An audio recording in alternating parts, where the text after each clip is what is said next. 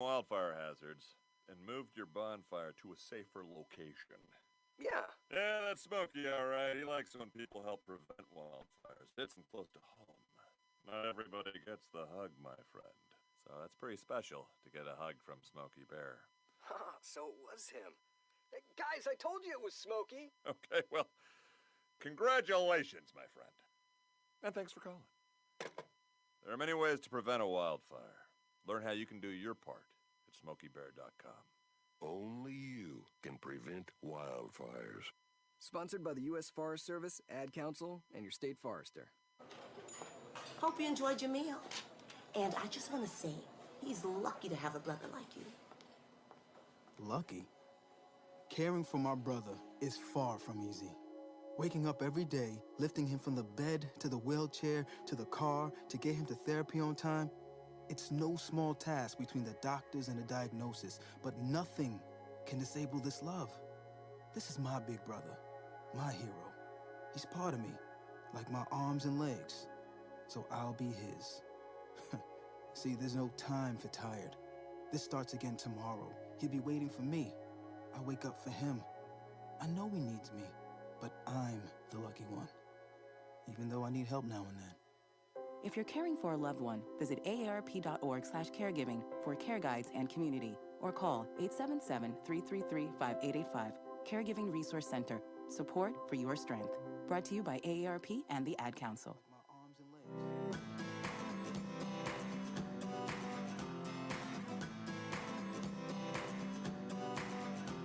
People been saying to your friend, get a different face, and posting on their feed, they're super ugly. The things they say to them online are cruel and they're not true. So tell your friend, I'll stand up for you. Don't worry, I know what to do. Oh, tell the world I see. With an emoji. To stop the bullies. Know someone who's being bullied online? Send the witness emoji. It looks like an eye in a speech bubble, and it's in the symbol section near the clocks in your phone.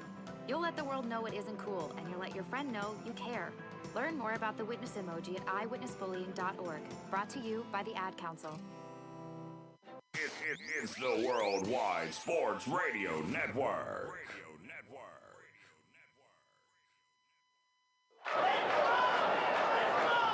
Broadcasting from coast to coast, City to city, coast to coast. it's time for the Ryan Hickey Show on the Worldwide Sports Radio Network. If it's happening in sports, it's being talked about right here. And here's your host, Ryan Hickey. Good Thursday morning. Welcome in to the Worldwide Sports Radio Network. As you just heard, it is the Ryan Hickey Show with you right here, going until 11 a.m. Eastern. 2 hours on this Thursday morning. Hopefully your week so far has been great, and we are here for the next 2 hours. Please make it that much more enjoyable. A lot to get into.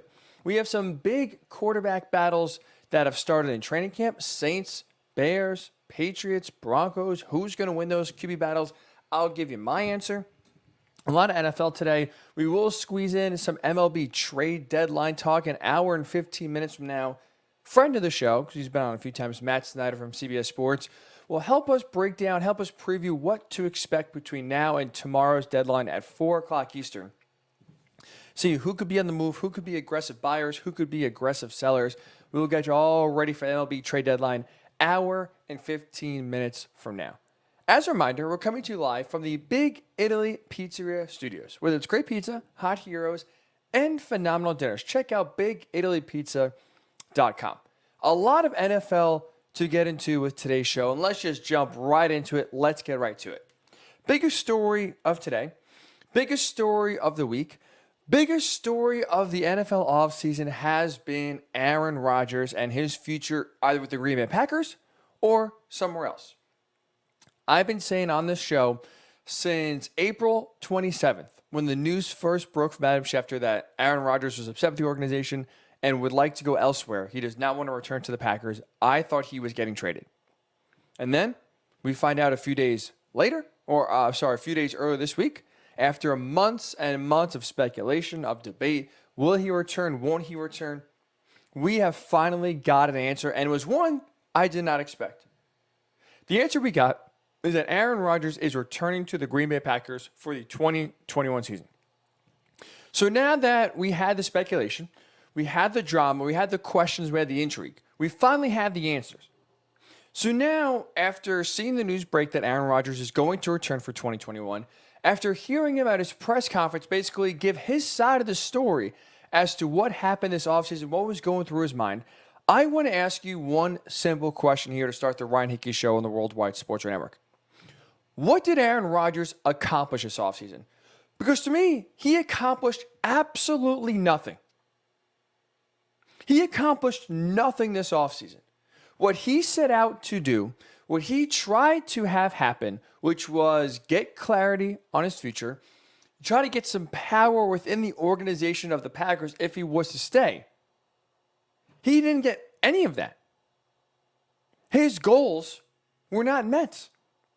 To me, he returns with his tail between his legs, going back to the Packers of 2020. He didn't accomplish anything.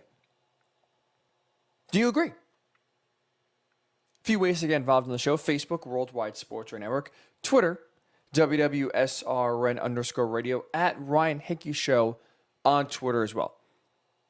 If you don't believe me, or if you want evidence, let's break it down. Let's break down what Aaron Rodgers wanted this offseason versus what he actually got this offseason to show you that really he accomplished nothing. So what he wanted this offseason, long-term security. Man, he was sick and tired of basically being dragged along by the Packers, being strung along by the organization, and not having his future defined one way or another. Right? He did not want to go year to year with Green Bay. And he even revealed yesterday, we'll play it here for a second for you, that if the Packers weren't going to commit to him long term, which as soon as they drafted Jordan Love, we knew that was not going to be the case, he wanted out. So here's Aaron Rodgers yesterday explaining to the media that basically if the Packers weren't ready to commit to him, he was going to ask them to basically let him go somewhere else. If you can't commit to me past 2021, and I'm not a part of recruiting process and free agency, if I'm not a part of the future, then instead of letting me be a lame duck quarterback, if you want to make a change and move forward, then go ahead and do it.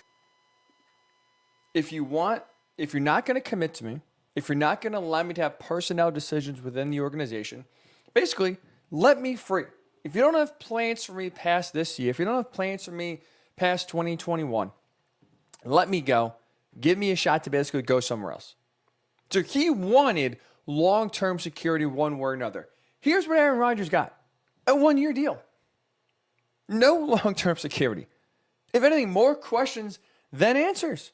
Because essentially, with the new, we can't even call it a new deal, but the new structure of his current contract is that he is back for the 2021 season.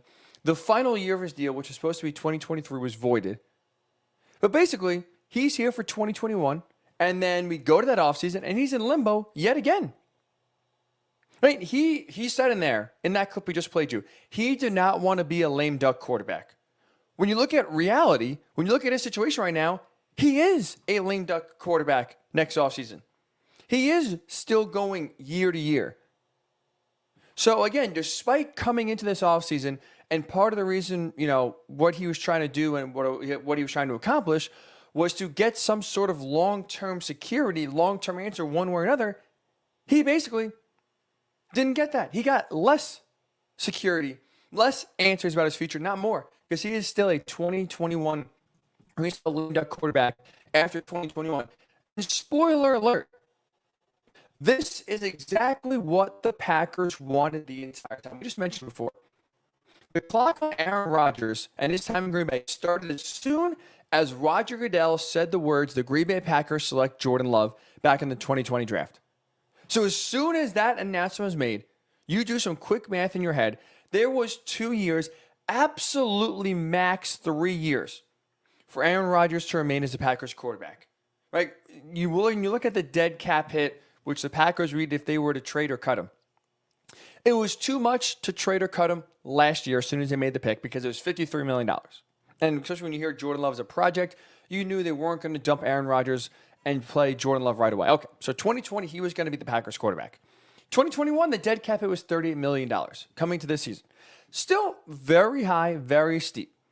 But when you look at the 2022 season, it drops to 17 mil. So admittedly, I will say, when this deal first, or when the draft pick first happened, I thought it'd be after this upcoming season. He played 2020, he played 2021, and then when it's only $17 million to basically get rid of Aaron Rodgers, that's palatable enough for the Packers. They'll do so. So unless he tried to force his way out, he was going to be at the Packers for 2 years. I don't see him being past there any longer, but absolute max 3 years. Because also, let's not forget, not only is Aaron Rodgers' contract a part of the reason why the Packers should move on from him after this year, with Jordan Love's rookie deal, you also got to get him on the field to get as much tape, to get as much analysis as possible before you decide on his future. Right? Look around. Quarterback salaries in the NFL are through the roof. It's similar to college tuition. Up, up, up, up, up. Right now, there is no bubble that seems to be burst. There's no ceiling currently that we can project that will kind of temper some of these contracts. So now, if you're looking at trying to match and keep up with the market, in Jordan Love, when his rookie deal is up, you're going to have to pay him $45 million a year if you want to keep him as your quarterback. Well, before you pay him $40 to $45 million a year, don't you want to get as much tape and knowledge as possible? Which would mean you put him on the field for as much as you can. Obviously, he wasn't going to play his rookie year. Didn't seem too likely that he was going to play this year. So that means to me, by year number 3, which is the 2022 season, the Packers, one way or another, we're going to have to put Jordan Love on the field. You want to get him there before you exercise the 5th-year option, and you want to give yourself 3 legitimate seasons to see whether Jordan Love truly is the answer or not, right? And we just saw Carson Wentz, Jared Goff, they got some big-time deals. Maybe too early, because guess what? Both the Rams and the Eagles moved on within a year or two of getting them the big contract. So if you're the Packers, you want to make sure you are certain Jordan Love is the answer before giving him over $40 million a year. And part of that was making sure Aaron Rodgers there in the short term to give Jordan Love all of the progressions, all of the development he needed before actually reaching the field. So guess what? The Packers had their cake by keeping Aaron Rodgers in the short term, having him for 2020, almost winning a Super Bowl, having him now again for 2021. And they were eating it too because their future is still bright with Jordan Love. It's still flexible to where their plans weren't blown up. So Rodgers wanted long-term security, instead got a 1-year deal. All right. What else did Aaron Rodgers try to accomplish this offseason? Well, he wanted control of his future. Right? It was reported that Adam Schefter, that as the two sides were nearing a deal this week to get Aaron Rodgers to return to training camp, one of the concessions made by the Packers was that they would agree to trade Rodgers wherever he wanted to go in 2022, right? Hey, he's back for 2021. The two sides would basically agree to review his situation after the year, which is a nice way of saying, oh, Aaron, sure, he can be the one to request a trade. We're going to trade him anyway. And you know what? We'll be nice. We'll try to trade him where he wants to go. Okay, that's what he wanted. Well, here's what actually happened. He has no control of his future. He has as much control of his future now as he did this time last year before he made a big stink, before all the rumors and the speculation came out. Which hint, this time last year, he didn't have much control of his future either. Again, let's go back to the Aaron Rodgers press conference yesterday. He was asked directly about that report. Aaron, do you have control of where you could be traded after the season? Here's what Aaron Rodgers said. No, that's not what I've been told to understand. No, that's not what I've been told. That's not what I understand. So guess what? He does not have control of his future. He cannot dictate where he wants to go, which guess what? That again plays into the Packers' hands because now instead of worrying about where Aaron Rodgers wants to go, they can open up a bidding war and trade Aaron Rodgers to the team with the biggest trade package offered. The Eagles, the Broncos, the Steelers, whoever is interested next year, whoever has the most assets to give the Packers, that's where they can send Aaron Rodgers. And they don't have to worry about a no-trade clause. They don't have to worry about Aaron Rodgers trying to go to a team that maybe, isn't offering the best package, isn't getting the most back for the Packers. So the Packers, again, still remain and retain as much control over Aaron Rodgers' future as they had before this offseason started. So what he tried to accomplish this year, getting long-term security, failed. He tried to have control of his future, failed. Number 3, and finally here, what he also tried was try to have a bigger say in team decisions. Right? One of the biggest themes in yesterday's press conference, the entire 32-minute press conference that I did listen to, I thought was very fascinating. One of the biggest things he kept harping on and going back to was his frustration of his role within the organization. He is the quarterback, obviously. He's the star quarterback. He's the face of the franchise. Aaron Rodgers thought that he deserved to have say in personnel.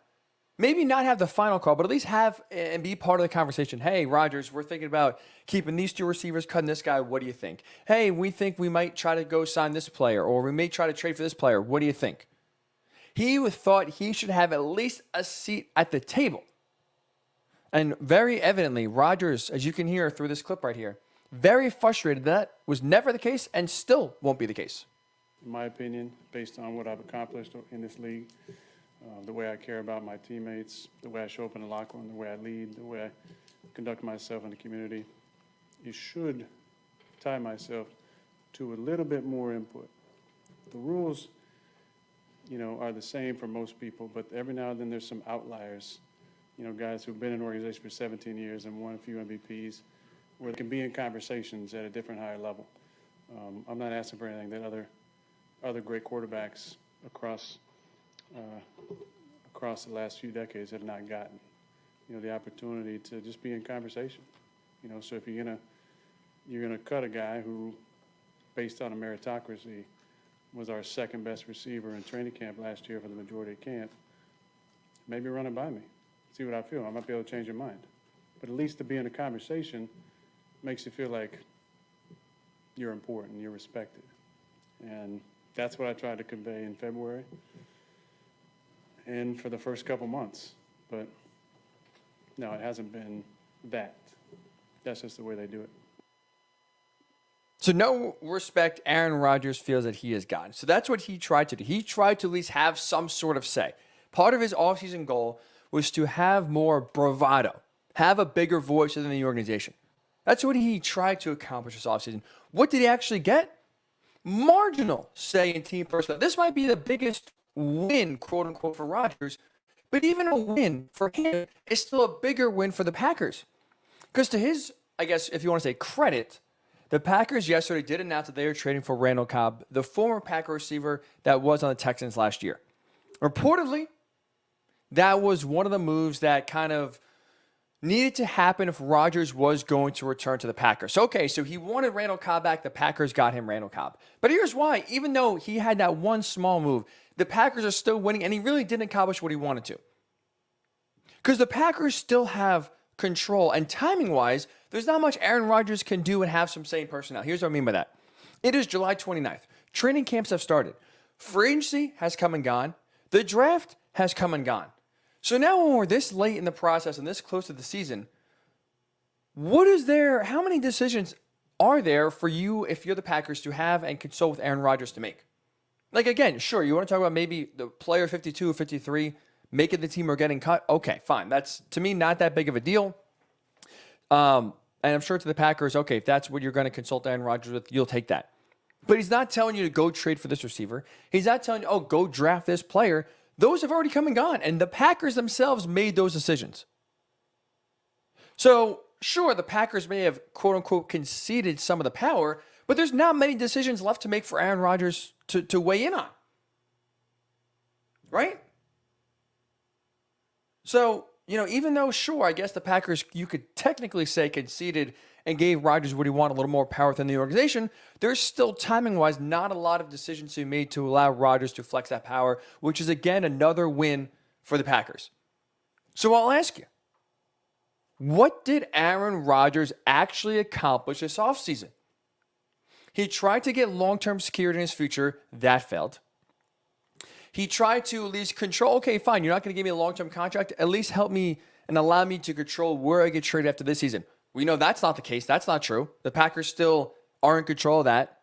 And he wanted bigger say. He wanted a bigger voice within the organization when it comes to personnel moves, when it comes to team decisions. And he did not get that. Outside of Randall Cobb, there's no other decisions to be made here. Free agency is over. The draft is over. Outside of saving player 54 on the roster from getting cut at the end of training camp, there's really not much that Aaron Rodgers can do. There's not many decisions for Aaron Rodgers to weigh in on because we're so late into the offseason process. So what did Aaron Rodgers accomplish this offseason? The answer is nothing. Nothing. All 3 months we speculated, all 89 days to be exact, when Aaron Rodgers on April 27th, when the report came out there that he was frustrated and wanted to leave the Packers, so then now on July 29th, when we know his future is going to be in Green Bay for 2021, when he spoke and gave his side of the story and basically admitted everything he wanted this offseason, he didn't get. The offseason was a major failure for Aaron Rodgers. It was. The biggest winner is Brian Gutekunst. If I was the NFL and I was the writers, I'd already vote him GM of the year. Because how he was able to get Aaron Rodgers back to camp on time without basically giving up anything in terms of ground, in terms of long-term future, is a major win for Gutekunst, is a major win for the Packers. The Packers got exactly what they wanted this offseason, and Aaron Rodgers got nothing. So again, I ask you, what did Aaron Rodgers in your mind accomplish? Facebook, Worldwide Sports Right Now, is where you can chime in your thoughts right there in the live stream. WWSRN_radio on Twitter. At Ryan Hickey Show on Twitter as well. What did Aaron Rodgers accomplish? We'll get your thoughts when we do return on the Ryan Hickey Show right here on the Worldwide Sports Radio Network. Aaron Rodgers tried to make a power play. He tried to force the hand of the Packers, and it didn't work. Is player empowerment in the NFL dead? Is it hurt after this move? I'll tell you why it's actually growing and getting stronger when the Ryan Hickey Show returns right here on the Worldwide Sports Radio Network. It's the Worldwide Sports Radio Network.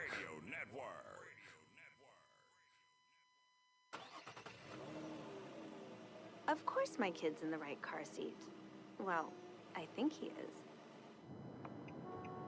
Yeah, my kid's in a booster seat. He was ready to move up. He is ready, right? Her car seat looks like the right size. There are probably rules on when to move up to a booster seat, aren't there? Rear facing, forward facing? I think I have it right. Car crashes are a leading killer of children 1 to 13. Are your children in the right car seat for their age and size? Don't think you know. Know you know. Go to safercar.gov/the right seat. I know my child's in the right car seat, or else I wouldn't get in the driver's seat. Brought to you by the National Highway Traffic Safety Administration and the Ad Council. You don't usually get a stock tip from a 16-year-old, but I'm here to tell you about a different kind of stock. It's called Better Futures, a stock for social change that's not about making money.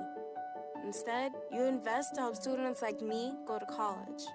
This is beyond a simple donation. It's the opportunity for America to invest in its kids and take an active stake in the future of the country. The return on your investment isn't money. What you get back is knowing you protected our potential. So one day, that potential can grow up to become surgeons and architects, executives and engineers. People who can change the future just by being a part of it. My name is Alicia, and I am your dividend. Invest in better futures with UNCF. Visit uncf.org/invest. A mind is a terrible thing to waste, but a wonderful thing to invest in. A public service announcement brought to you by UNCF and the Ad Council. It's the Worldwide Sports Radio Network. Welcome back to the Ryan Hickey Show, right here on the Worldwide Sports Radio Network.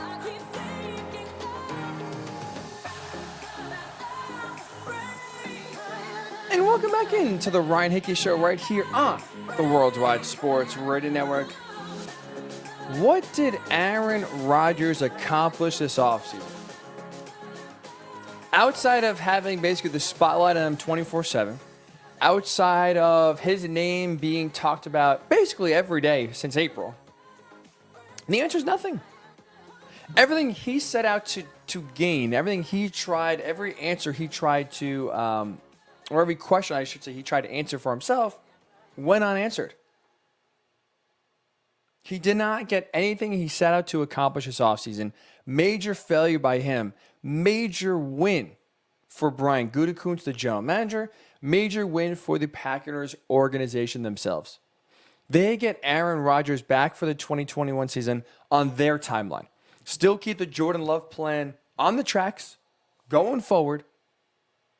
And they really didn't have to change anything, deviate at all from their plan before all this news broke right before draft day. So I'm curious your thoughts. I don't think he accomplished anything, personally. Do you? What is your thoughts? Do you think differently than I do? Do you think AaronRodgers truly accomplished something this offseason? If so, love to hear it. Facebook, Worldwide Sports Radio Network. Twitter, WWSRN_radio. At Ryan Hickey Show on Twitter as well. You can tweet the show right there. If you want to watch the show live, you also can do that on those same platforms, Facebook and Twitter.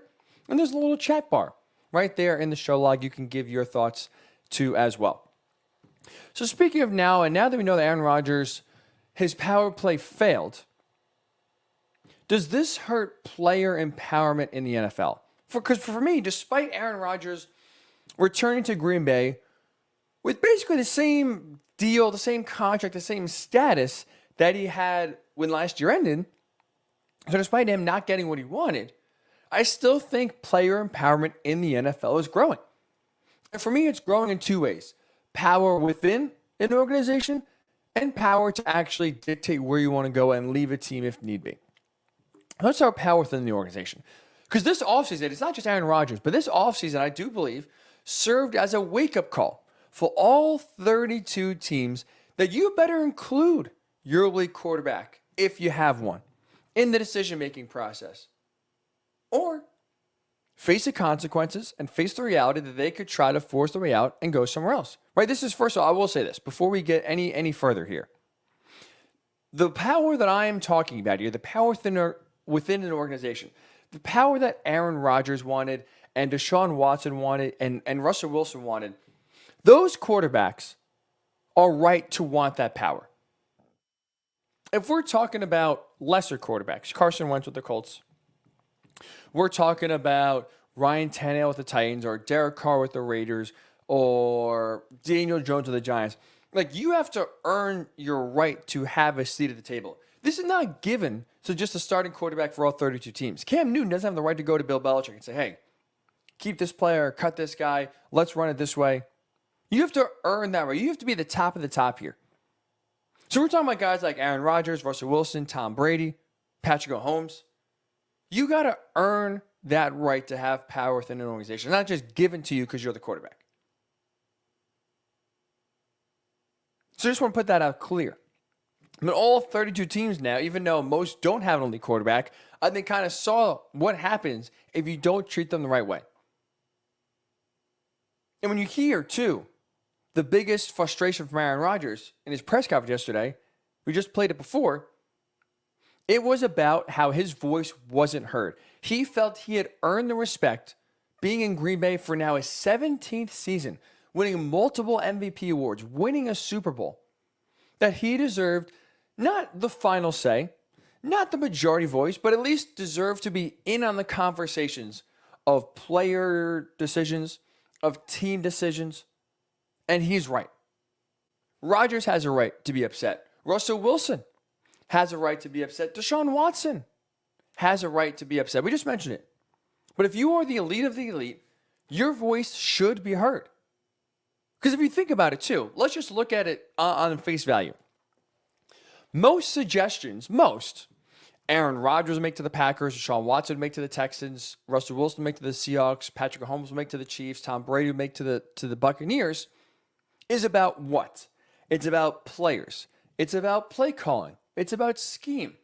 It's about their side of the ball and what could be done to have them, the quarterback, play at their best. So when you really think about it, To me, it's counterintuitive that you wouldn't listen to these guys. If Aaron Rodgers has good rapport with the receiver, if Aaron Rodgers trusts this guy and it's a contract year, Aaron Rodgers says, please keep him, do what you got to do to make sure he's in the team next year. Why would you think Aaron Rodgers will know what he's talking about? This guy, we're not going to listen to him. Screw him. This guy, no, we're going to do something. We're going to bring in a guy that he's not familiar with. We're going to bring in a guy he maybe doesn't even like. And that's going to work. Like, how can you think forcing one guy out the quarterback likes to bring in someone else is going to be beneficial to Aaron Rodgers or whatever quarterback in this instance and beyond? Like Russell Wilson, his frustration with Pete Carroll was that he wanted the play calling and the offense to be run a certain way that fits his style of play, that fits how he wants to play on offense. And Pete Carroll, halfway through the year, said, we're not going to do that anymore. I don't think that's the way to do it. And guess what? He put the handcuffs on Russ. The offense really bogged down, and it was the reason why they limped into the playoffs and were not a threat to win the Super Bowl. Russell Wilson went from MVP the first half of the year to pedestrian quarterback the second half of the year because Pete Carroll changed the offense. How does that make sense? How can you look at the second half of the year for the Seahawks last year specifically and think, yeah, that's the way we want to play football? Sure, the defense got a little better marginally, but the offense and the lack of firepower was the reason you lost to two brutal quarterbacks in the Rams had with Jared Goff with a broken thumb. And no offense to John Wolford, but let's call it for what it is. He's a backup. If you're Deshaun Watson and the Texans, if you're the Texans and you offer Deshaun Watson an opinion and want to hear his thoughts, and then you do the total opposite of everything he said, how does that help your organization get better? It doesn't. It doesn't. Again, to me, you are a loser organization if you are stuck in the old school ways of the player, of the GM picks the players, the coach coaches the players, and the players play. You got to cater your team to help your best player out. It makes total sense. So the more now, or the less power that you try to give these elite quarterbacks, guess what? They're not afraid now to speak up. And now when you look at it, okay, so Aaron Rodgers this year didn't get traded. He's still in the Packers. Deshaun Watson didn't get traded. Currently right now he's still part of the Texans. And Russell Wilson, as we know, will be the quarterback for the Seahawks in 2021. So, okay, all three of those quarterbacks voiced their frustrations, wanted to leave, they didn't. But here's why still player empowerment is still growing in the NFL and it's still getting stronger. I don't know about you. I think this is Russell Wilson's final year in Seattle. I think this is it. I don't think Pete Carroll's going to change. I think Russell Wilson kind of sent a warning shot like, hey, fix some things here or I'm going to leave. This is the year to fix some things, change the offense, play the way he wants to play, and if not, I'll be gone. I don't see Pete Carroll changing. So I think this is the last year Russell Wilson will be the quarterback of the Seahawks. I'll ask you this question. Do you think the Seahawks are planning on 2021 being the last year Russell Wilson in Seattle? 32 years old, halfway through the new deal they gave him? No, I don't. They were planning, I think if they had in the perfect world, Russell Wilson would start his career at the Seahawks like he did, end his career at the Seahawks like he did, without going anywhere in between. The Seahawks drove a wedge, and I think he will be eventually forced out or force his way out of Seattle way earlier than they expected. Deshaun Watson in Houston. I think he's already taken his final step as a Texan. I don't see him playing for the organization ever again. I know he's in training camp right now. I don't see him again taking a snap under center for the Houston Texans. Do you think the Houston Texans, at any point, especially when they gave him the brand new contract to be one of the highest paid quarterbacks in the NFL back in before last season started, do you think they ever envisioned driving their young, one of the best quarterbacks in the NFL out? No. But their actions, again, even though it didn't come to fruition this offseason, he's going to be gone. And frankly, the only reason why he's still there right now is because of the legal issues that popped up off the field that now are giving teams pause. If there was nothing legally an issue off the field, I think Deshaun Watson would already be on a new team. So even though right now he's still a member of the Texans, AaronRodgers is still a member of the Packers, Russell Wilson is still a member of the Seahawks, it's not going to be for long. And in part, it's because the teams themselves brought all the drama and did it to themselves. Right? If Pete Carroll listened to Russell Wilson, if the Texans, Cal McNair, listened to Sean Watson during the head coach and GM process, there's no drama here. Russell Wilson is the quarterback of the Seahawks, and we wouldn't even be talking about it. Deshaun Watson would be getting ready for, a career in Houston. We wouldn't even think twice whether he wanted to leave. The teams did it to themselves. And to where, okay, the timing this year didn't work where they were traded. It's coming. It's coming down the line, and the teams did it to themselves. That's why, even though all three, Rodgers, Watson, Wilson, still on the current teams, player power in the NFL is growing. It's growing for power within the organization because now I think teams realize we got to start including our young guys or our elite quarterbacks in decision-making, or else we don't want to be the next Seahawks. We don't want to be the next Houston Texans. So I do think player power within the organization in terms of decision-making and being consulted will grow. And I also think, power for players to leave teams is growing. So I'll say this. AaronRodgers, as we know, and we just talked about, is back with the Packers, obviously. I still think in my mind, kind of reading and listening to what he said yesterday, if he truly wanted to force his way out, I think he could have done so. Now, he would have to make it ugly. It probably would result in him losing some money early on, skipping training camp or sitting in, skipping games. It would have had to get ugly between the Packers and Aaron Rodgers. I think he could have forced his way out this year at one point or another. If he truly was done, he could have made it happen. I mean, look, it worked for Jalen Ramsey, right? Let's not forget, a few years ago with the Jaguars, he was faking back injuries. He was yelling at coaches. He was being basically a malcontent. And eventually the Jaguars said, we've had enough. We're done. You'd have to do that. And Aaron Rodgers didn't want to do it, which is the reason why he's still in Green Bay for this year. But if Aaron Rodgers truly was that petty where he was done, Packers were digging into, we're not trading you, he could have got traded. That's a big enough contract to be sitting there doing nothing for the Packers, having an asset depreciate in front of your eyes. They would have traded him this year at some point. Also, let's just talk about Sean Watson. We just talked about. He's right now on the Texans, yes. He demanded a trade back in January. So far, that hasn't worked out. He hasn't been traded. But look, he's on his way out. I just said it before. The legal issues off the field, to me, are the only reason why he's still a member of the Houston Texans right now. So Deshaun Watson will get his way out. I still think he'll be traded before the season starts. He demanded a trade. He is going to get his way. And let's look at what the Eagles did. Let's not forget, the Eagles ate the biggest dead cap number in NFL history because Carson Wentz wanted out. Now, you've had reports from Dan Graziano of ESPN saying that, part of the reason why Doug Peterson was fired, Nick Sirianni was hired, was to try to fix Carson Wentz. They were still committed to Carson Wentz in 2021, even though he had an abysmal 2020 season. But guess what? They still traded him.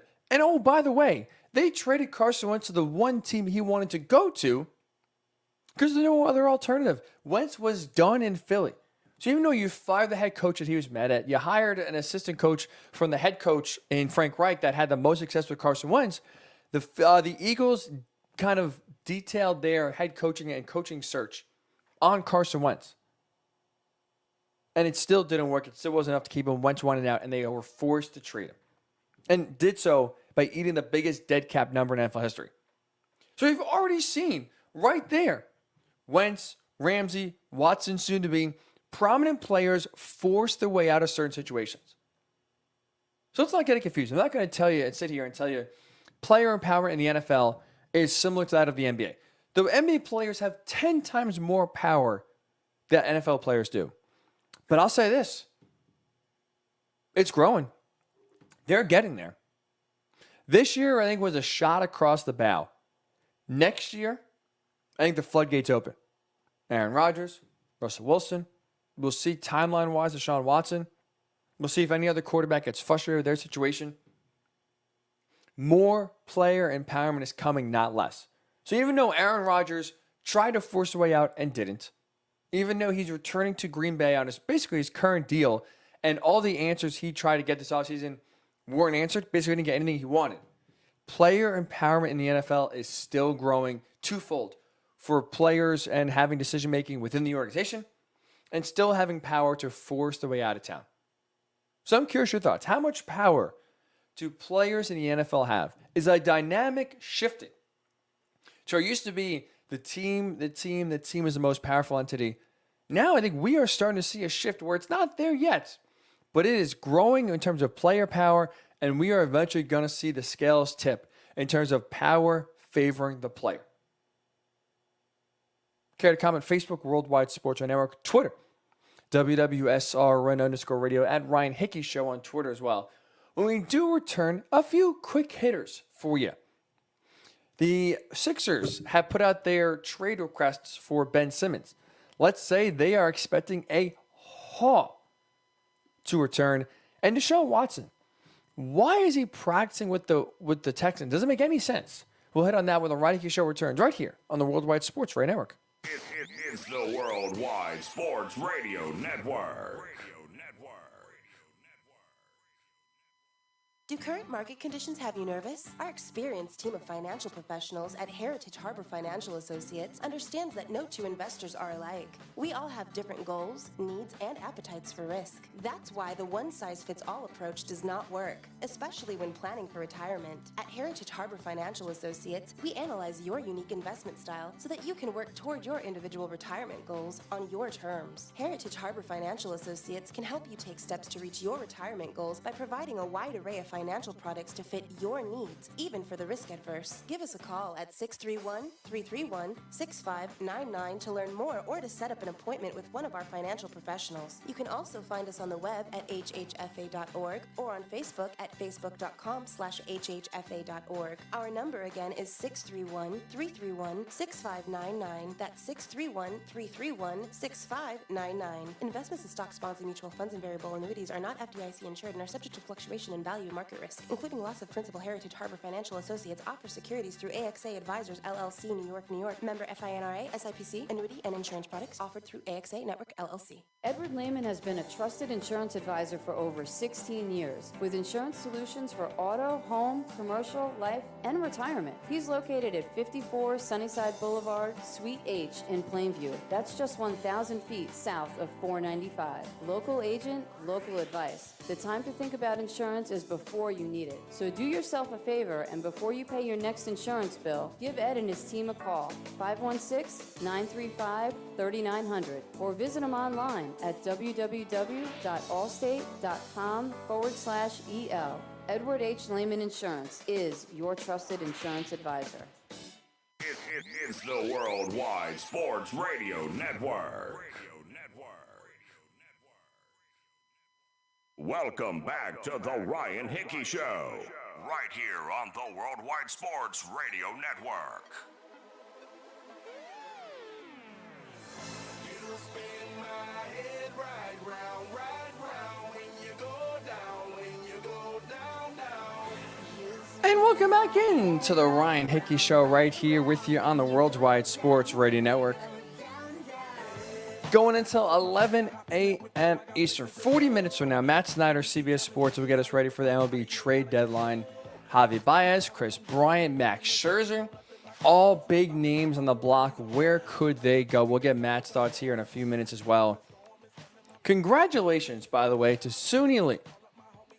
She just won gold in the all-around event at the Olympics. Very awesome to see. That was the event that Simone Biles did pull out for to focus on her mental health. Mentally, she did not feel she could compete, which is, first of all, hat tip to her to be strong enough in an event where, especially if you're a gymnast, the Olympics are the biggest event of your life, right? Obviously, we know how decorated, how successful she is, but to just feel like you mentally aren't able to compete, won't be at your best, and to step aside to allow your team and your teammates to step up instead.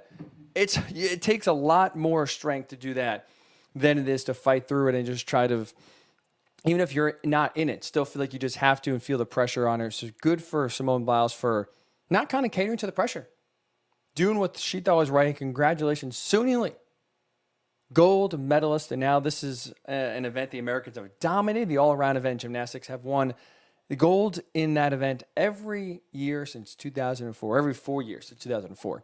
So very awesome to see that just coming down the pike with the time change, especially in Tokyo. Obviously, that is going on right now. Very, very cool. Congratulations, USA. Big, big gold medal.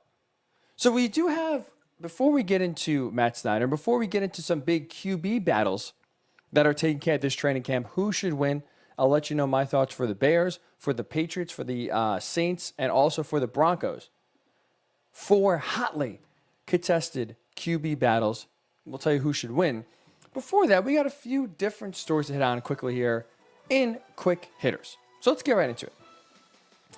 Yesterday, it was reported that as we know, really in the offseason, Ben Simmons is going to be traded from the Sixers, right? That's really, at this point, that situation's untenable. There's no way the Sixers could run it back with Ben Simmons and Joel Embiid again. They got to move on from Simmons. Kevin O'Connor of The Ringer put out yesterday what the Sixers wanted back from the Spurs in a potential Ben Simmons trade. So this is what the Sixers asked for in giving Ben Simmons to the Spurs. They wanted back 4 first-round picks, 3 pick swaps, and a young player. All that for just Ben Simmons. Now, 2 things I'll say. Number 1, you can't get what you don't ask for. I appreciate Daryl Morey shooting for the stars here. We want basically every player in your roster, every future pick you have for the next 10 years, and maybe we'll do a few pick swaps in case, stuff doesn't happen and Ben Simmons doesn't really play well in San Antonio as, a lottery pick. We want to be able to swap our picks and get that. So you can't get what you don't ask for. Daryl Morey asking for the moon, 4 first-round picks, 3 pick swaps, and a young player for the Spurs, all for Ben Simmons. As you could imagine, that deal was turned down by San Antonio. Okay. But I will say this, though, and all joking aside here for a second, I love what Daryl Morey is thinking. That trade specifically is unrealistic. But I love the side that he's thinking, because there's really 2 ways you can go about Ben Simmons. As we know, the Sixers need a dynamic point guard, right? Ben Simmons just is not the guy to run the offense. You need someone who can truly score from anywhere on the court. Guys like Damian Lillard come to mind, maybe Bradley Beal. But if you want to acquire a Lillard or a Beal, you could also be realistic and say, okay, the Blazers probably won't accept a trade centered around Ben Simmons for Damian Lillard. The Wizards wouldn't accept a trade centered around Ben Simmons for Bradley Beal. You've got to entice them better. Well, I like how Daryl Morey was thinking because, all right, if we can't center a deal around Ben Simmons because his stock is too low, how about we center a deal around a ton of draft picks? Allow the Portland Trailblazers to rebuild by flushing them with draft picks. Allow the Washington Wizards to rebuild by flushing them with draft picks. And how do you do that? You get draft picks elsewhere. So I like how Daryl Morey, he's trying to load up on draft picks, wanting 3 pick swaps, 4 first-round picks for Ben Simmons. You can accumulate those draft picks in a Ben Simmons trade from, let's say, the Spurs or a team similar. Maybe the Raptors, the Heat are a few teams that are rumored to be circling in on Ben Simmons. You take their draft picks, package them with a few of your own draft picks, then you package that deal, send that to Portland. Put a nice bow on all those draft picks. Maybe you have to pay extra shipping for how heavy it is for all the draft picks you're going to send. Send that out to Portland. Send that out to Washington. And try and return and get a Bradley Beal or Damian Lillard. That's how the Sixers are going to acquire a star point guard in free agency. Or really through a trade. If they don't sign Chris Paul, they don't sign Kyle Lowry in free agency, right? If you're not going to center a deal around Simmons, which at this point, with his stock as low as it is, that's not going to happen. I like that Daryl Morey's thinking outside the box. He's always thinking of new creative ways to get deals done. If Simmons is not going to be the answer, all right, fine. We'll get picks from somewhere else, and we'll focus the trade on draft picks. And hope that the Trailblazers, hope that the Wizards are in the same boat or thinking the same way that Thunder are, where they'll just accumulate more and more and more draft picks. So even though the initial offer is outrageous, 4 first-round picks, 3 pick swaps, and a young player from the Spurs for Ben Simmons, you got to try, and the right idea is there. Good for you, Daryl Morey. You're trying. I think that's the best way to get a superstar into Philly, a superstar point guard especially, into Philly to pair with Joel Embiid. I still think Damian Lillard is the best option, and I do think he will be traded this offseason. The only way to facilitate a trade that the Sixers are going to get him, draft picks, and more draft picks. So college football, as we know, has been insane absolutely insane this offseason, and we are seeing more history unfold this week. So earlier this week, it became official that both OU and Texas have officially said we are not going to renew our right to the Big 12. We are going to leave the conference in 2025. And now, yesterday, last night, in a shocking event, you had the Big 12 commissioner, his name is Bob Bowlesby. He is accusing ESPN of trying to dismantle the Big 12 by encouraging other conferences, specifically conferences like the AAC, to now raid the remaining Big 12 members in order to try to dissolve the conference and thus then erase the massive buyouts both Texas and OU have to pay if they want to get to the SEC before 2025. This is so serious. They sent a cease and desist letter to ESPN. Lawyers are getting involved. This is legit here. You have the commissioner of the Big 12 accusing ESPN of basically trying to totally ruin their conference so that Texas and OU both can save a little money, get to the SEC quicker, and thus make ESPN more money. And I'll be honest here, I believe Bob Bowlesby. I do think ESPN is trying to meddle in here in a way that is trying to truly hurt the Big 12. Because look, let's be honest. From a business perspective, it makes sense for ESPN to do this, right? They just paid the SEC conference. They signed a $3 billion deal with the SEC to own their sole rights starting in 2024. Right? As we know, the big game in the SEC is always on CBS. That contract expires in 2024. ESPN is paying the conference $300 million a year to get their rights. So now when you have OU and Texas coming in, what is that going to do? That's only going to bolster the SEC. It's only going to put more eyeballs on ESPN, thus making them even more richer. The only issue for ESPN is that this won't happen until 2025. 5 more years, or 4 more seasons, essentially. They don't want to wait that long. Now, the reason why OU and Texas would wait till 2025 is because their right to the Big 12 go until 2024. If they were to leave right now, they basically have to pay back all the money they would get from the Big 12 between now and 2024. Which is, when you look at it, it's roughly about $80 million each that Texas and OU would have to pay to the Big 12 to basically be able to go to the SEC, let's say, next year.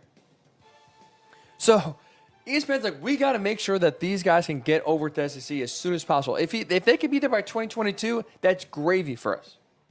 How can we make that happen? Well, the one way to make it happen without both these schools spending a ton of money is by the Big 12 not existing anymore, right? You don't have to pay money to a conference that is defunct, is gone, is dissolved. And you do that by now you have 8 teams. You have the AAC try to raid 2 or 3. Maybe the Pac-12 get 2 or 3. Oh, yeah, by the way, both of them have contracts with ESPN. Helps ESPN out. So I don't think Bob Bowlesby would be saying this if it wasn't true. Not to mention, the Big 12 has a contract with ESPN. So he's going after the own, if you will, the hand he's trying to bite the hand that feeds him. So I'm not surprised. And I will say this with how ugly it's getting. 2 things. One, obviously, greed is taking over conference realignment. Now it's all about chasing the money, nothing else. But 2, this drama, these accusations, I think are only going to drive now OU and Texas out of the Big 12 even sooner. Actually puts on Twitter, and I totally agree with him. I would be shocked at this point if Texas and Oklahoma aren't in the SEC in 2022. I think this is the last year we will see in the Big 12 because it's going to get so ugly, so untenable that they can't play this season, 2022, 2023, and 2024. 4 more years in a conference that they are abandoning, in a conference that it basically is going to fold as soon as they leave. I don't see how that's going to be go over well at all. I'll be shocked to tell you, this time next year, OU and Texas will be part of the SEC. And finally here, last thing I'll hit on before we move on. Big and very interesting development going on here. So we've talked, obviously, a lot of AaronRodgers throughout the show. We also talked about Deshaun Watson. And it's interesting now because, as we know, Deshaun Watson requested a trade back in January. Right now, the Texans have not traded him. Not only have they not traded him, Deshaun Watson has now reported to training camp, which we talked about on Monday. He reported to save himself some money. He was going to be fined $50,000 a day for every training camp practice that he missed. So he wanted to save himself $50K a day. It's a lot of money. Even for someone who's with a big-time contract, that's still a lot of money. So now that he is there, he is also practicing with the Texans. And for two reasons, I don't think this does them any good. I don't see the benefit in the Texans allowing Deshaun Watson to practice with them. For number one, it serves as a major distraction. Right, David Culley yesterday, after the first day of training camp, after the first practice, said, Deshaun Watson has been great. He's been tremendous. He has not been a distraction. He reiterated that. He has not been a distraction. Here's the thing. He is a major distraction. Like, how can he not be? It's such a tease. If you're any other player in the Texans, maybe outside of Tyrod Taylor, because you're happy you finally get a chance to start. When you look over, you see Deshaun Watson in your uniform practicing, then you know in the back of your head he's not going to play and he's probably going to be traded sooner rather than later. That is such a tease. And then it makes you wonder, as you're grinding through training camp, as you know you're going to be one of the worst teams in the NFL, probably the worst. Like, how can you, if you're any other player on that team, how can you not resent Deshaun Watson? He's one of the only reasons you guys, if you're the Texans, won a game last year. They were 4-12. If they didn't have Deshaun Watson, they'd be 0-16. He's one of the top 5 quarterbacks in the NFL. And he's practicing with you, but you know he's not going to be there. Like, I would honestly, if I was a player, if I was a receiver, catching passes from Deshaun Watson in practice, I would be upset. I would start to resent him because it's like, you're not here. You won out, and it's almost like a tease that you're still throwing me passes here. And it's like, I know that's not going to be the case come the season.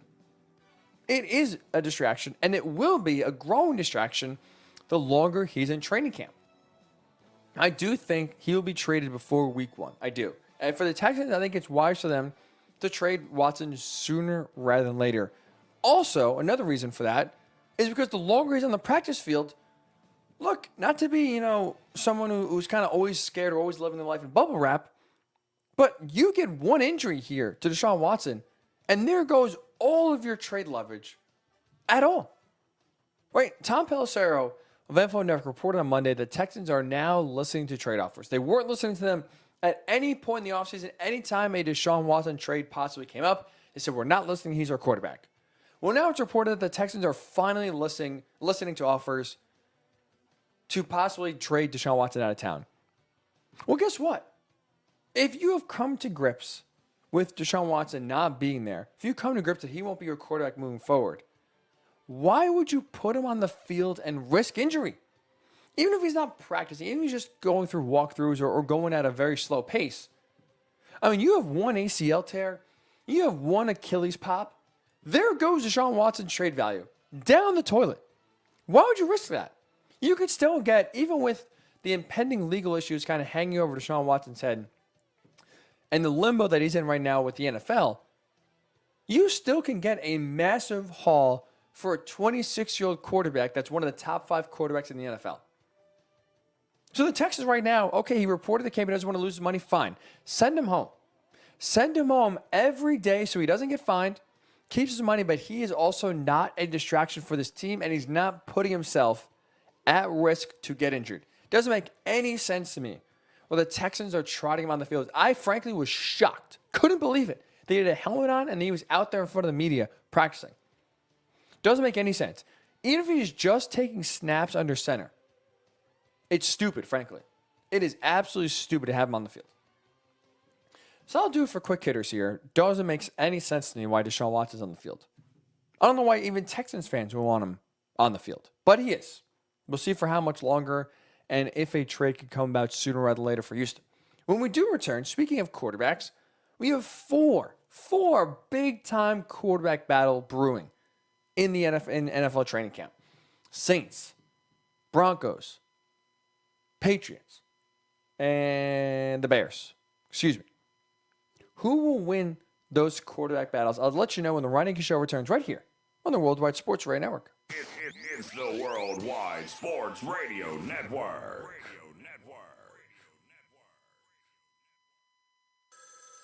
Ranger station, Ranger speaking. Hi, I'd like to report a bear hug. Uh-huh, okay.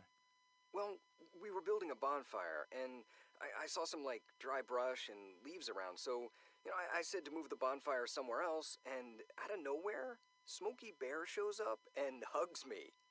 So you noticed some wildfire hazards and moved your bonfire to a safer location. Yeah. Yeah, that's Smokey, all right. He likes it when people help prevent wildfires. It hits him close to home. Not everybody gets the hug, my friend. So that's pretty special to get a hug from Smokey Bear. So it was him. Hey, guys, I told you it was Smokey. Okay, well, congratulations, my friend. And thanks for calling. There are many ways to prevent a wildfire. Learn how you can do your part at SmokeyBear.com. Only you can prevent wildfires. Sponsored by the U.S. Forest Service, Ad Council, and your state forester. Hope you enjoyed your meal. And I just want to say, he's lucky to have a brother like you. Lucky? Caring for my brother is far from easy. Waking up every day, lifting him from the bed to the wheelchair to the car to get him to therapy on time, it's no small task between the doctors and the diagnosis, but nothing can disable this love. This is my big brother, my hero. He's part of me, like my arms and legs, so I'll be his. See, there's no time for tired. This starts again tomorrow. He'll be waiting for me. I wake up for him. I know he needs me, but I'm the lucky one, even though I need help now and then. If you're caring for a loved one, visit aarp.org/caregiving for care guides and community, or call 877-333-5885. Caregiving Resource Center. Support for your strength. Brought to you by AARP and the Ad Council.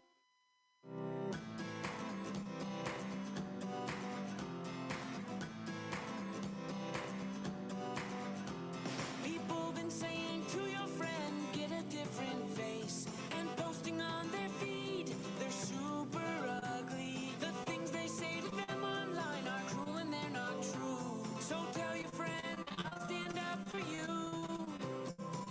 Don't worry, I know what to do. Oh, tell the world I see. With an emoji. To stop the bullies. Know someone who's being bullied online? Send the witness emoji. It looks like an eye in a speech bubble, and it's in the symbol section near the clocks in your phone. You'll let the world know it isn't cool, and you'll let your friend know you care. Learn more about the witness emoji at eyewitnessbullying.org. Brought to you by the Ad Council. It's the Worldwide Sports Radio Network. Welcome back to the Ryan Hickey Show, right here on the Worldwide Sports Radio Network.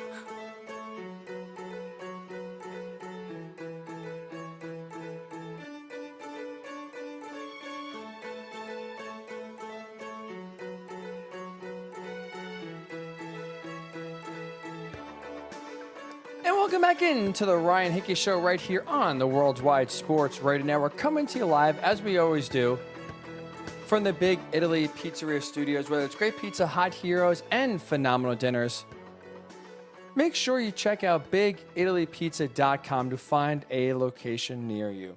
Matt Snyder, 20 minutes from now, to talk about the MLB trade deadline, get us ready to go between now and then. But before that, we have some QB battles to discuss, to preview. Training camps, as we know, are underway, open this week, and you have now 4 teams truly having questions about their quarterback and who it's going to be for week 1. Patriots, Broncos, Saints, and Bears. Who will win each? I will give you my predictions. Love to hear yours. Facebook, Worldwide Sports Network. Twitter, WWSRN_radio. At Ryan Hickey Show on Twitter as well. Let's start with the Patriots. For me, I think Mac Jones is going to be the week 1 starter over Cam Newton, and here's why. Mac Jones' strengths, right? I think a race to head start Cam Newton has in terms of experience and knowing the playbook, right? Let's look at what Cam Newton going to year number 2 in the Patriot system, what advantage he has over Mac Jones. Year number 2 in the system, so he feels more comfortable in knowing the playbook. He has familiarity with the terminology, and he has continuity with some of the receivers. Obviously, a lot of turmoil this offseason bringing a lot of guys in free agency, but he still has continuity with some of the receivers on the roster. Okay, so he has the leg up in terms of that over Mac Jones. But here's the issue for Cam Newton in terms of keeping his job.